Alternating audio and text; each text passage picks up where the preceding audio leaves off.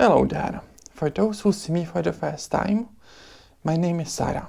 I am a database designer and web developer. Today is day 11 of my 30-day challenge of talking to the camera. In case you are watching this on YouTube, the rest of the videos can be found on my PeerTube instance or on my website. For both, there will be links in the description. This day's topic is also one of those that I'm not on the official schedule to follow, but to me it felt important to talk about this topic. Microsoft has published a paper about critical thinking and usage of AI, and it is not good. But first, let's read the conclusion of the paper and we will discuss it later. Point 7, conclusion. We surveyed 319 knowledge workers who use Gen AI tools, e.g. ChatGPT and Copilot, at work at least once per week to model how they enact critical thinking when using Gen AI tools, and how Gen AI affects their perceived effort of thinking critically. Analyzing 936 real-world Gen AI tool use examples.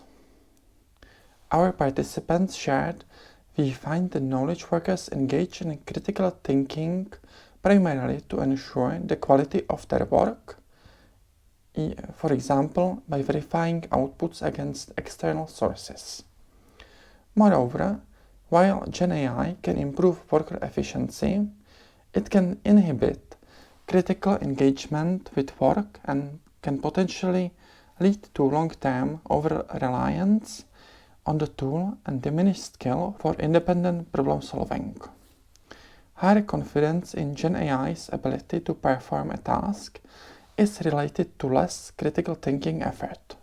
When using Gen AI tools, the effort invested in critical thinking shifts from information gathering to information verification, from problem solving to AI response integration, and from task execution to task stewardship.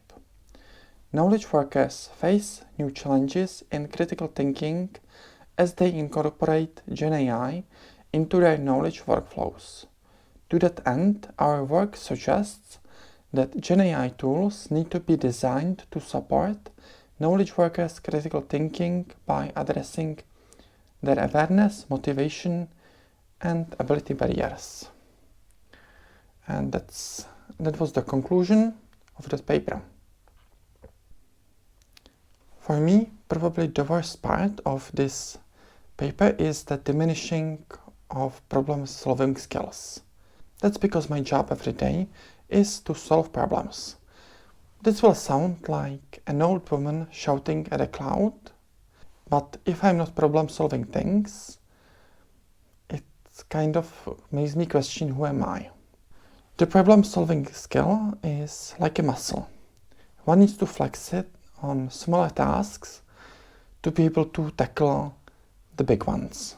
So if machine learning makes it easier to not flex that muscle to the point where my skills are starting to diminish and I start to over-rely on a tool, that's not particularly comforting to me. Second thing that's problematic for me is going from information gathering to information verification. Sure, before the times of current machine learning hype, we had some issues with information gathering. Usually we were limited by what we could find in library, what people around us knew, what we could find on internet, but between those limits we knew what the sources are and could work with them. With LLMs, we don't know the sources. What we do know is that LLM is making up things as it goes that don't exist. And considering what I've seen so far, humans are not great at verifying things if they think LLMs are somewhat trustworthy. As an example could be made Michael Cohen, who submitted a court filing with made-up cases because he let LLM do the job for him and he didn't verify it. But wait, Sarah, humans will get better at verifying.